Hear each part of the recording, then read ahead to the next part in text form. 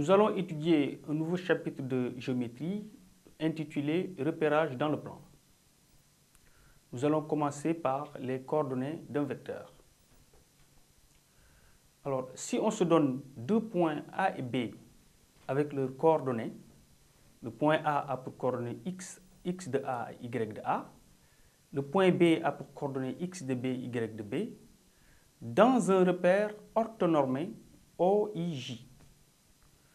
Alors, je rappelle qu'un repère orthogonal, c'est un repère dont les deux axes sont perpendiculaires.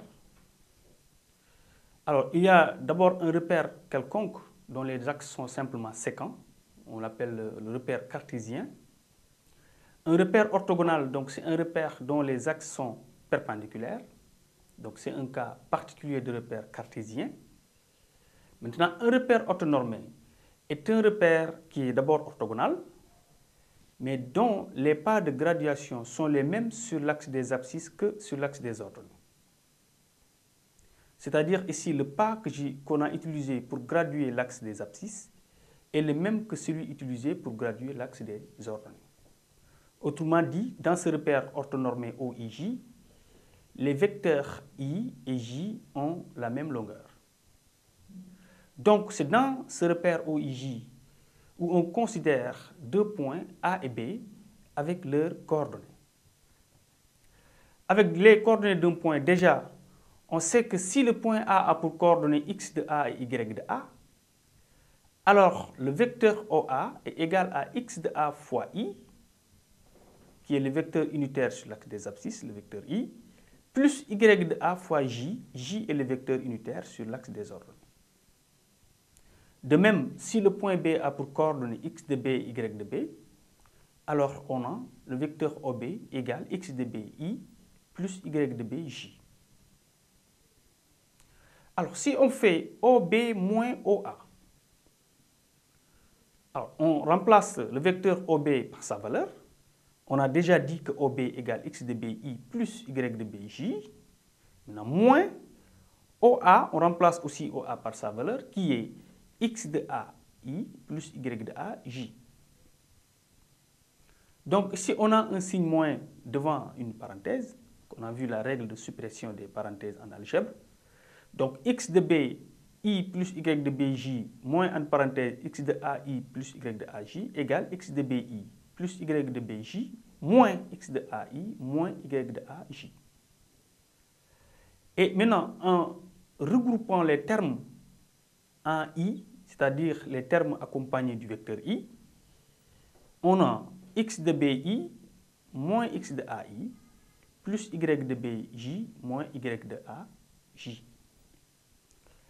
Ainsi, en mettant ici le vecteur I en facteur, alors on a OB moins OA égale x de B moins x de A entre parenthèses multiplié par I plus y de B moins y de A entre parenthèses multiplié par J. Ainsi, on a exprimé le vecteur OB moins OA en fonction des vecteurs I et J.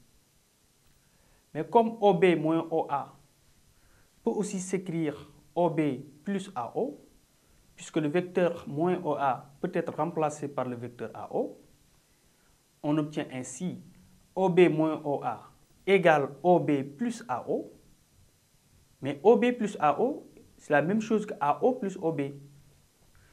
Donc, et AO plus OB par la relation de Charles est égal au vecteur AB. Donc, ça veut dire que le vecteur OB moins OA est égal au vecteur AB. Comme on avait tout à l'heure exprimé OB moins OA en fonction de I et J, on a donc le vecteur AB égal à x de B moins x de A entre parenthèses fois I, plus y de B moins y de A entre parenthèses fois J.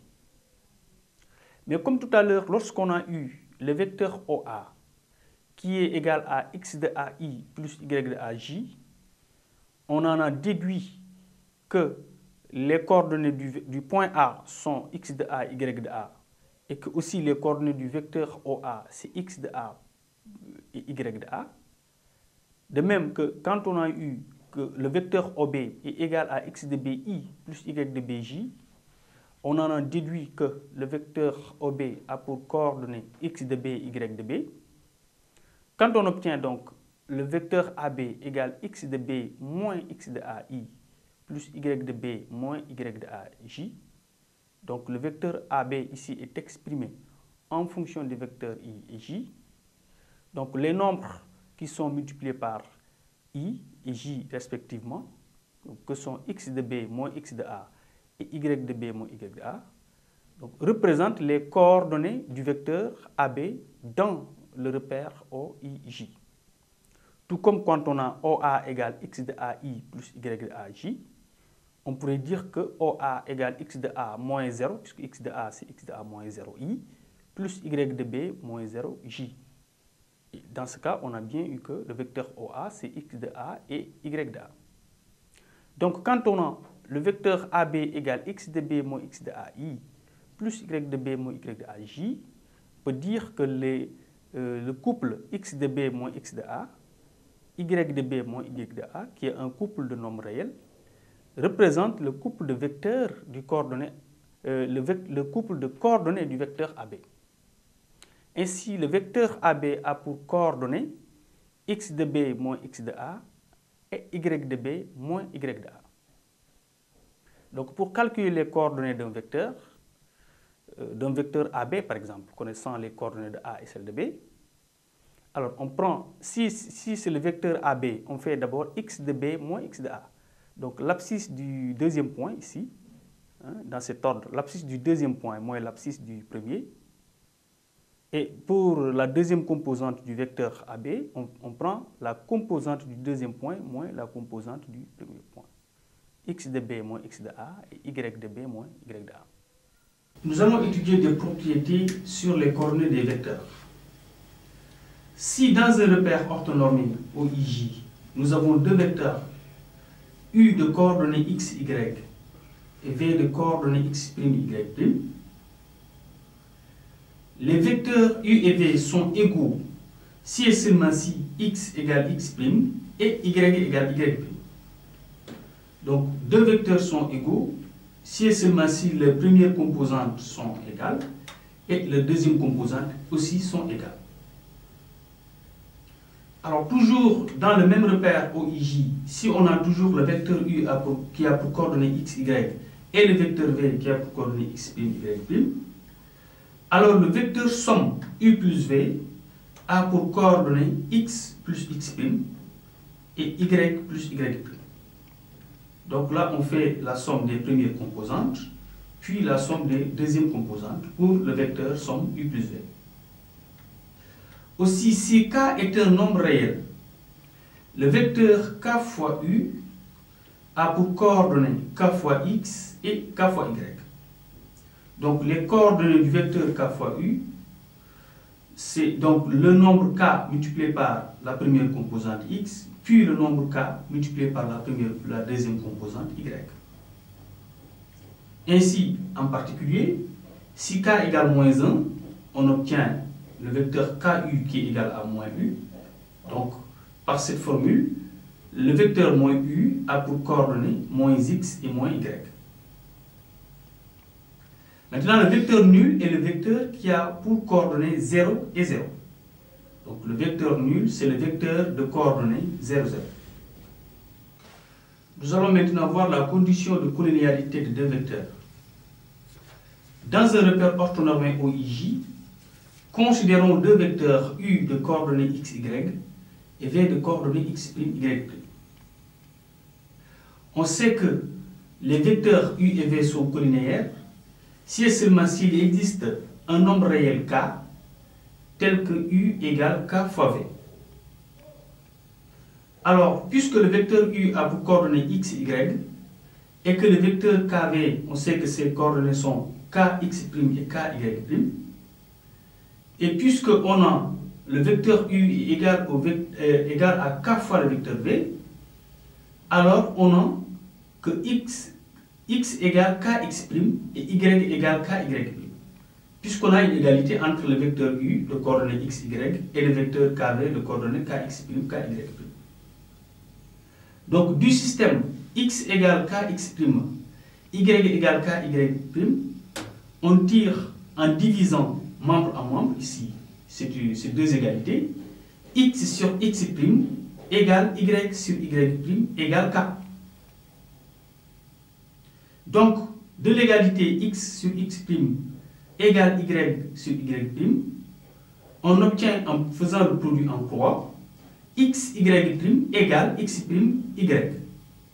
D'où x, y' moins x', y égale 0.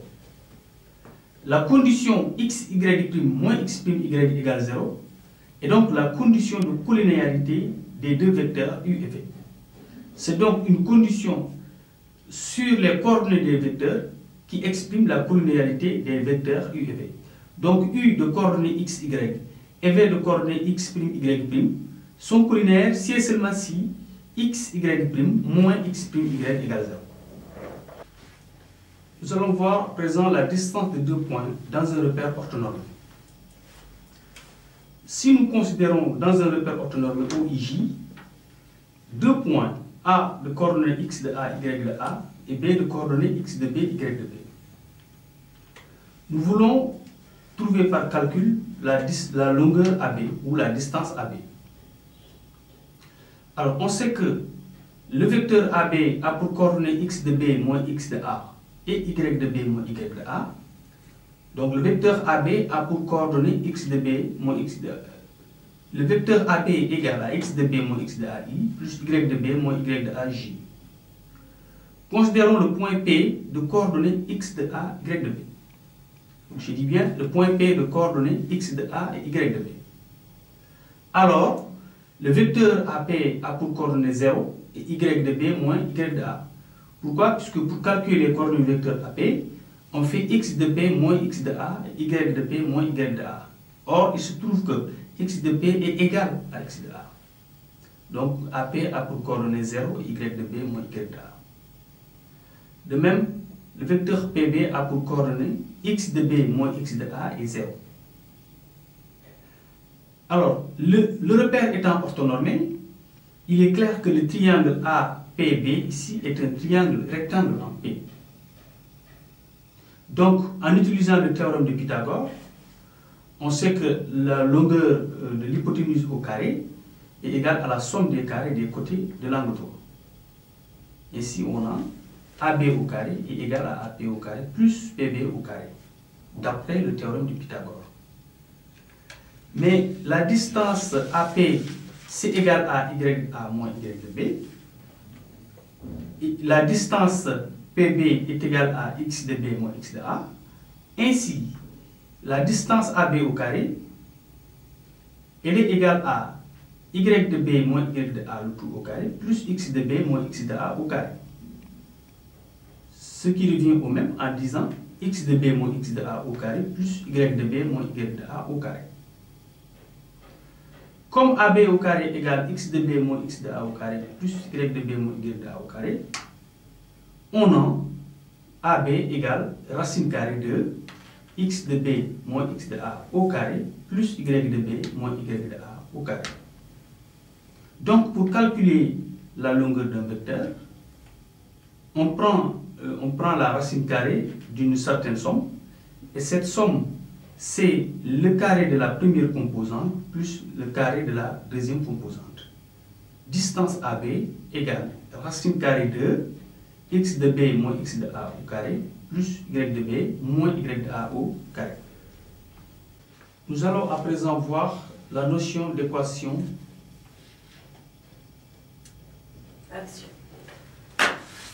Nous allons à présent voir la notion d'équation et de représentation d'une droite dans un repère orthonormé. Nous commençons par le cas général. Si on se donne dans un repère orthonormé OIJ deux points A et B avec leurs coordonnées. A a pour coordonnées x, A, y, A et B a pour coordonnées x, B, y, B. Nous savons déjà que le vecteur AB a pour coordonnées x, B moins x, A et y, B moins y, A. Si nous considérons un point quelconque sur la droite AB, on sait que les points A, M, B sont alignés. Autrement dit, les vecteurs AB et AM sont collinaires. Donc, un point M de coordonnées x, y, un point quelconque, appartient à la droite AB si et seulement si les vecteurs AM et AB sont collinaires. On sait que le vecteur AM a pour coordonnée x moins xa, y moins ya, vu qu'on a déjà dit que le point M a pour coordonnée x, y et A a pour coordonnée xa, ya.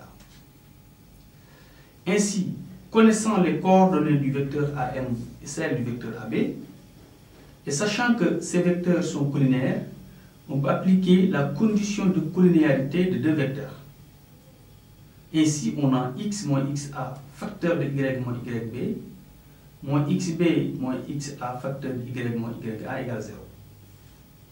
Le développement du membre de gauche de cette égalité nous conduit à ce que l'on appelle une équation cartésienne de la droite AB de la forme ax plus by plus c égale 0.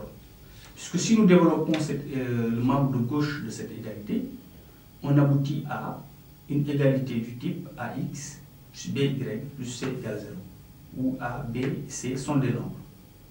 C'est cette égalité qui traduit une équation cartésienne ou équation générale de la droite AB.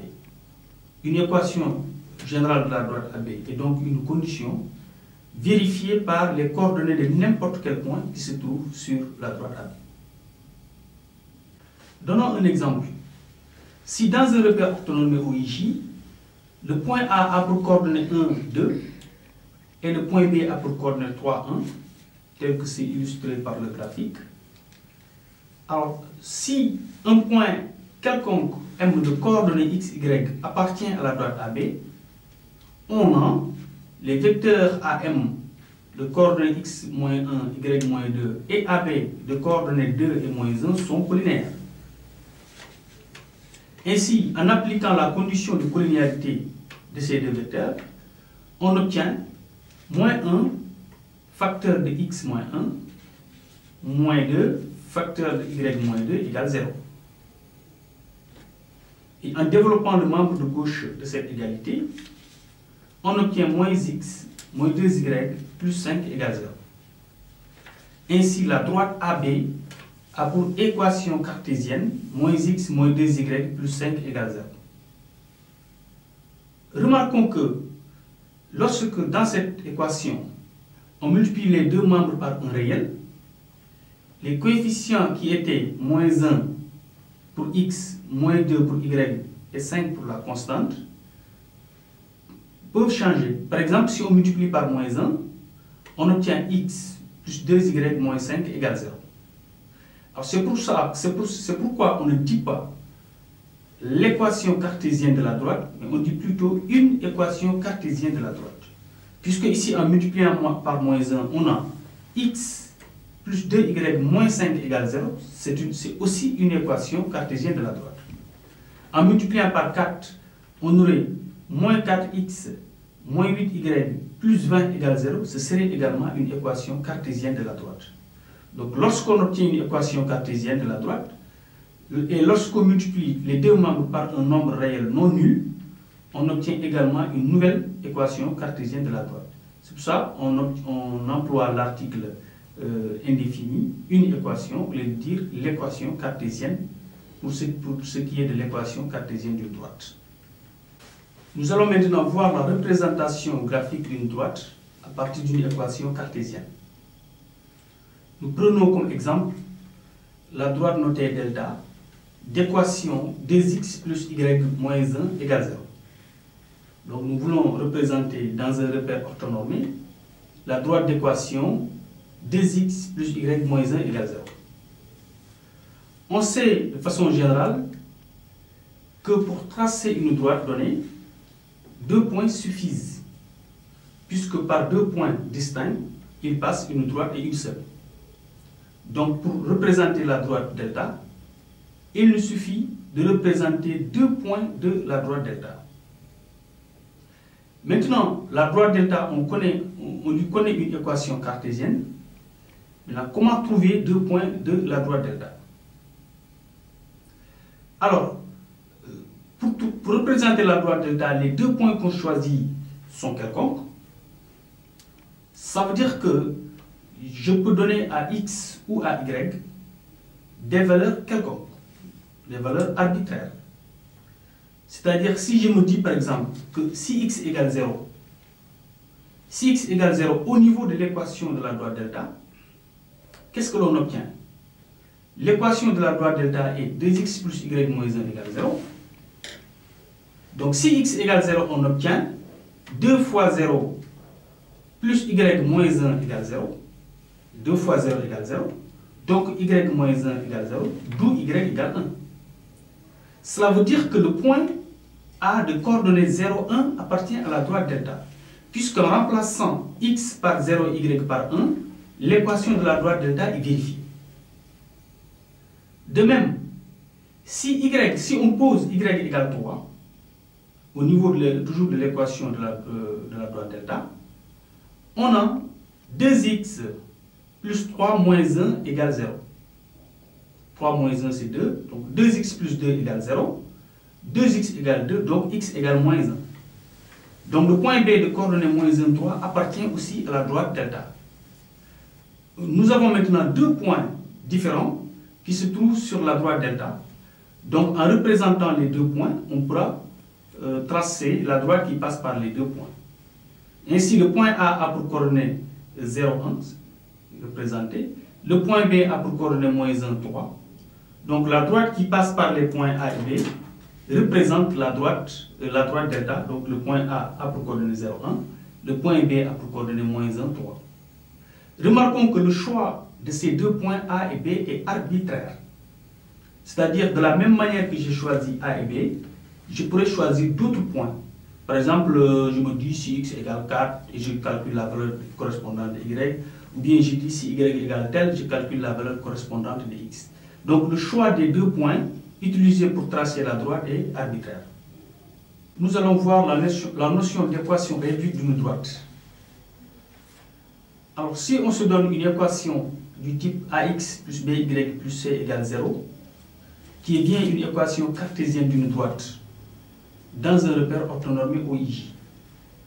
Donc si nous supposons qu'une certaine droite delta a pour équation cartésienne ax plus by plus c égale 0, dans un repère orthonormé OIJ.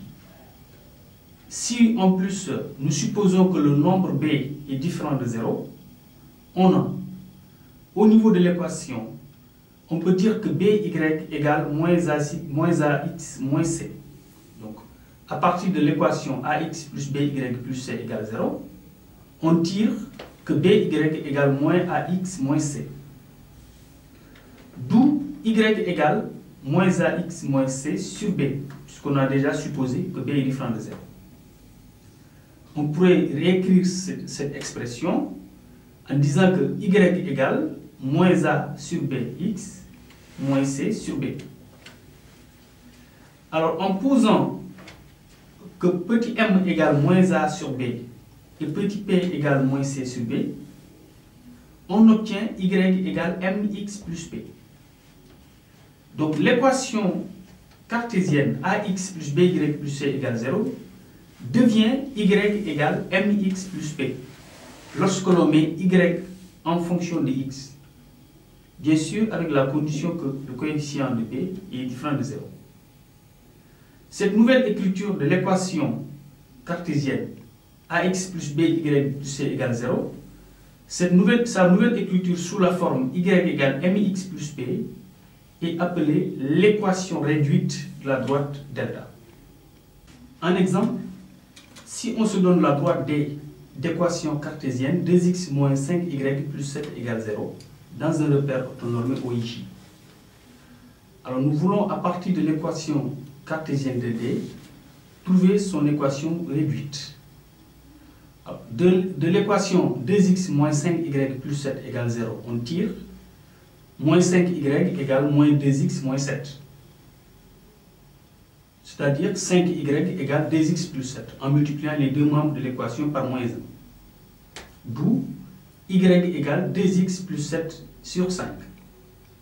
Mais comme 2x plus 7 sur 5 est égal à 2x sur 7 plus 7 sur 2x sur 5 plus 7 sur 5, on obtient donc y égale 2 cinquièmes de x plus 7 cinquièmes.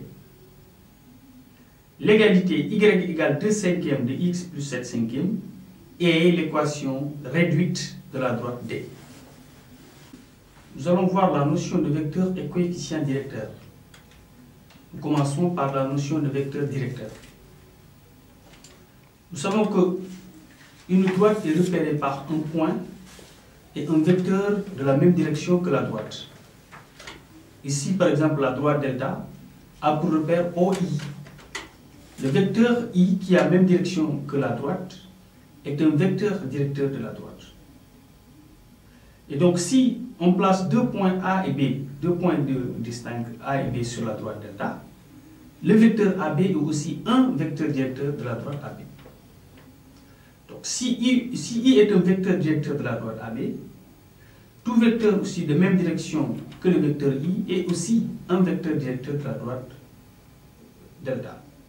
Ainsi, le vecteur U, qui a la même direction ici que le vecteur I, est aussi un vecteur directeur de la droite delta.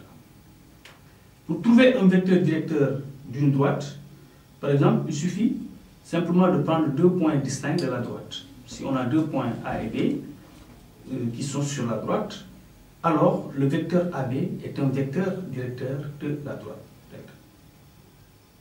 Maintenant, lorsque nous avons une droite définie par une équation cartésienne, une droite delta par exemple, d'équation cartésienne AX plus BY plus C égale 0,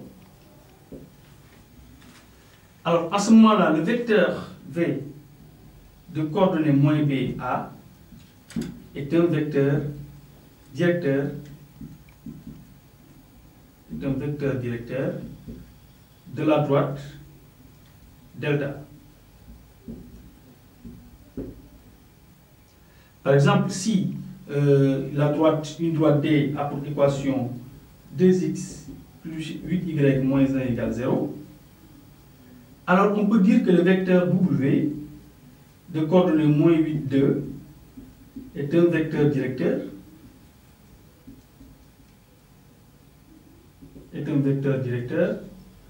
de D. Donc, à partir d'une équation cartésienne de la droite, on peut trouver les coordonnées d'un vecteur directeur de la droite. Si la droite a pour équation cartésienne AX plus BY plus C égale 0, le vecteur de coordonnées moins BA est un vecteur directeur de la droite. On peut aussi retrouver une équation cartésienne d'une droite à partir de la donnée d'un vecteur directeur et d'un point de la droite. Par exemple, si une droite D admet le vecteur V de coordonnées AB comme vecteur directeur, et si cette droite passe par le point A, par exemple, de coordonnées moins 1, 3, pour déterminer une équation cartésienne de la droite D, il va suffire de dire que si un point M de coordonnées x, y appartient à la droite D, alors les vecteurs V et AM sont collinaires. Les vecteurs V et AM sont collinaires. Puisque le vecteur V est un vecteur directeur de la droite D, le vecteur AM également est un vecteur directeur, puisqu'on vient de dire que si on choisit deux points A et M sur la droite, le vecteur AM est aussi un vecteur directeur. Donc deux vecteurs directeurs d'une même droite sont collinaires. Donc les vecteurs V et AM sont collinaires. Et là donc, en appliquant la condition de collinéarité entre les vecteurs V et AM, après avoir bien sûr calculé les coordonnées du vecteur AM, donc ce serait x plus 1, y moins 3, après avoir calculé les coordonnées du vecteur AM, et en appliquant la condition de collinéarité entre le vecteur V et le vecteur AM, on obtient une égalité du type A facteur de y moins 3 moins b facteur de x plus 1 égale 0. Et en développant le membre de gauche de cette équation, on obtient une équation cartésienne de la droite D. Donc à partir d'un vecteur directeur, on peut retrouver une équation cartésienne de droite. Voyons à présent la notion de coefficient directeur d'une droite. Soit y égale mx plus p, l'équation réduite d'une droite delta. Le réel m est appelé le coefficient directeur ou la pente de la droite delta. Donc à partir de l'équation réduite d'une droite, le nombre qui est multiplié par x, si on a y égale mx plus p, le nombre qui est multiplié par x est le nombre m. C'est ce nombre qui s'appelle le coefficient directeur ou la pente de la droite. Par exemple, si la droite delta a pour équation réduite y égale moins 3x plus 1, alors le nombre moins 3 est le coefficient directeur ou la pente de la droite delta. Nous allons maintenant étudier les propriétés des vecteurs et coefficients directeurs avec des droites parallèles et avec des droites perpendiculaires. Nous commençons par le cas de droite parallèle. Considérons deux droites D et D' d'équations cartésiennes respectives ax plus by plus c égale 0 et a'x plus b'y plus c' égale 0. Si les deux droites sont parallèles, alors elles ont des vecteurs directeurs collinaires.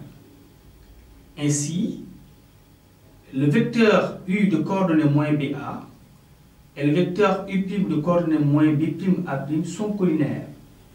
Pourquoi? Parce que le vecteur u de coordonnées moins ba est un vecteur directeur de la droite d'équation ax plus by plus c égale 0, et le vecteur de coordonnées moins b'A' est un vecteur directeur de la droite d'équation a'x plus b'y plus c' égale 0. Et donc, comme on a déjà vu la condition de collinéarité des deux vecteurs, il suffit d'appliquer cette condition à ces deux vecteurs u et u'. Maintenant, si les droites delta et delta' ont pour équation réduite respective y égale mx plus p et y égale m'x plus p', alors si les droites delta et delta' sont parallèles, alors leurs coefficients directeurs m et m' sont égaux. Considérons maintenant le cas de deux droites perpendiculaires. Soit delta et delta', deux droites d'équations cartésiennes respectives ax plus by plus c égale 0 et a'x plus b'y plus c' égale 0. Si les droites delta et delta' sont orthogonaux, alors elles ont des vecteurs directeurs orthogonaux. Ainsi, le vecteur u de coordonnées moins ba et le vecteur u' de coordonnées moins b'A' sont orthogonaux. On a alors moins b fois moins b' plus a fois a' égale 0, soit a' plus bb' égale 0.